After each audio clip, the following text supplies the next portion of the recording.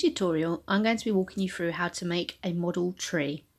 Now, the equipment I'm using is the professional specialist equipment. So I'll be using floristry wire, fake foliage and liquid latex. You're not expected to use the same materials, but the option is there should you want to. Even by looking at this image here, you can see that it's possible to achieve the look of a tree using other objects. Here, wooden dowel and then dried seeds or flowers have been used to create the effect of a tree. When you create your tree, you're free to use whatever materials you have to hand. Try and be creative, experiment, and try to create different effects for different types of trees if possible. So to begin with, I'm using floristry wire, which you can see is a very thin wire, but very bendy and holds its shape. Because this is so thin, I can cut it with scissors quite easily. And I cut about 10 strands, I'd say about 15 centimetres long, but they're not accurately cut. They don't need to all be exactly the same length. So I start off by bunching them together like this. And this is going to form the structure of my tree, basically its skeleton, and I'm going to build upon this skeleton.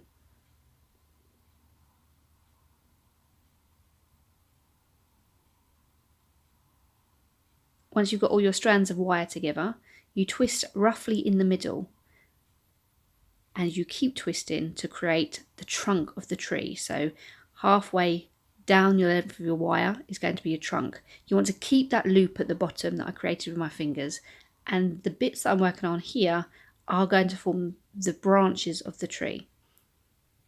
Hopefully you can see what I'm doing here. I'm bending each wire in on itself, twisting again, bending down in on itself, twisting again. In the same way that branches branch away from the trunk. That's the effect I'm trying to achieve with the wire here. It's very rough because, like I say, this is just the skeletal framework and we're going to be building upon this and hiding a lot of it. But it gives us the structure and the basic shape, a form to work on. Now it might take a little while because there's a lot of strands here to twist and bend. You don't need to worry too much about the form of the tree right now, because obviously as you handle it, the wires are going to keep getting knocked about anyway. So at the moment, all I'm doing is just focusing on twisting each of the wires individually. I can adjust the tree later on.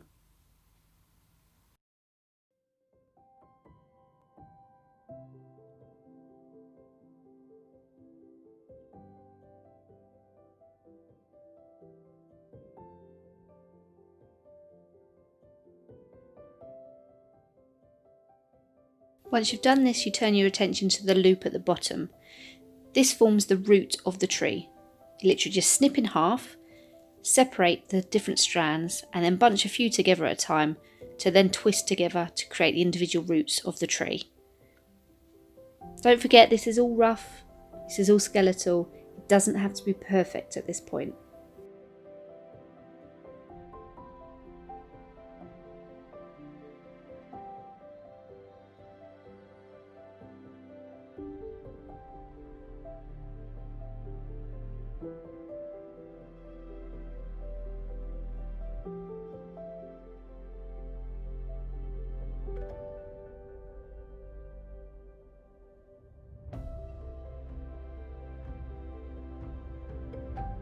Now that I'm happy with this, I'm securing my tree to a cardboard base.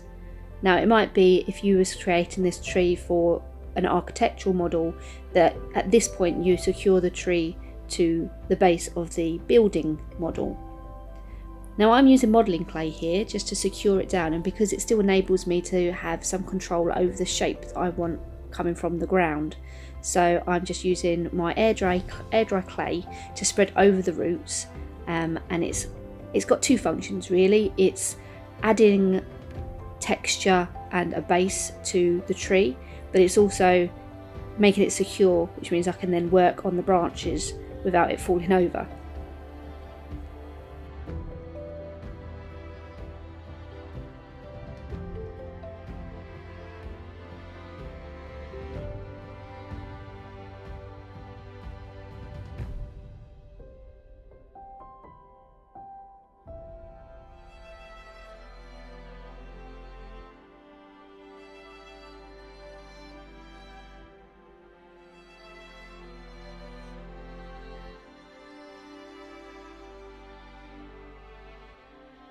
Now this is where the liquid latex comes into play. Just using an ordinary paintbrush, I'm painting on a layer of liquid latex to cover the branches and the trunk, most importantly. It's basically acting as a skin now, so we've got the skeletal framework and now the latex is acting as the skin. It's often used in special effects makeup, for example. And this enables us to smooth out the texture so that you don't see all those twists in the wire. Now ideally, you'll probably want to add a couple or even 3 layers of latex to your tree model, allowing each one to dry in between. You know the latex is dry when it dries clear, a bit like PVA glue. You can paint onto liquid latex as well once it's dry. It takes acrylic paint really well, which means that we can obviously paint the trunk of the tree to make it look more realistic.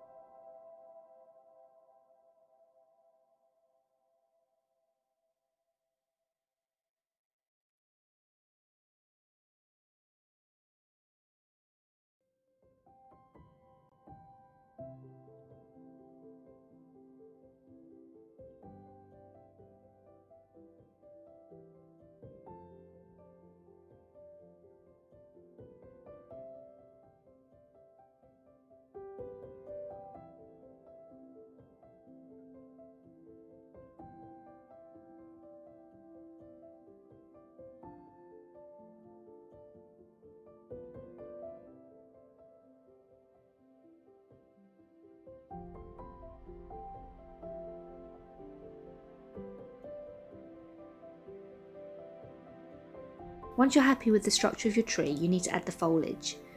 Now I'm using spray mount for this, which if you're going to do, you need to be very aware of the warnings, so make sure you read the packaging. I'm ensuring that I'm working in a well ventilated area and I'm wearing a mask as well.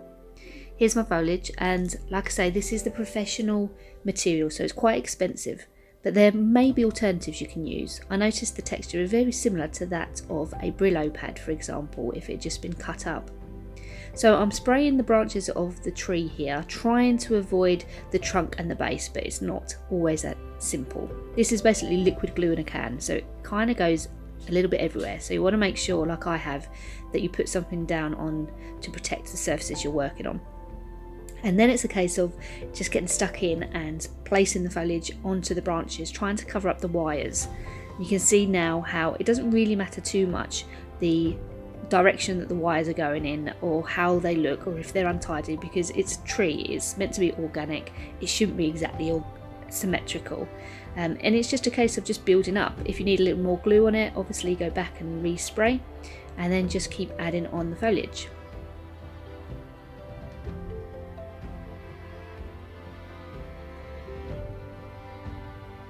Your fingertips will get a little bit mucky if you're working with liquid spray like this, and then the foliage, it will just start sticking to your fingers. It washes off fine.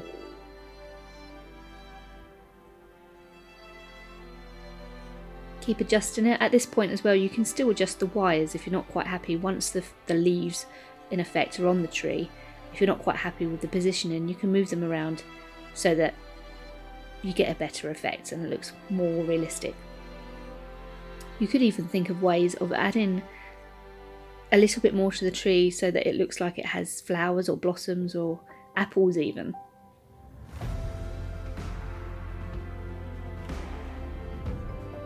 Once I've finished my tree, it'd be very easy for me to just add some acrylic paint to the trunk and to colour the grass, or in my case the clay, in green. Again, I could use a little bit more foliage just to give it more texture and to make it look more realistic once I've finished.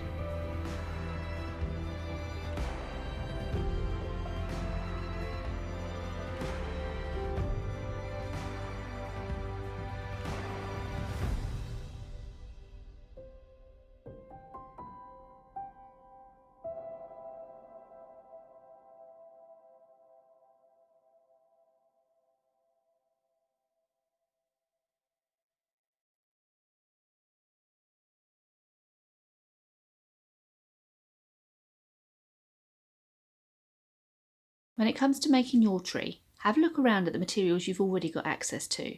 You may find you don't need to purchase anything new, but can think of ways of employing what you've already got to create an effective tree, you might come up with a really clever solution. I can't wait to see what you do.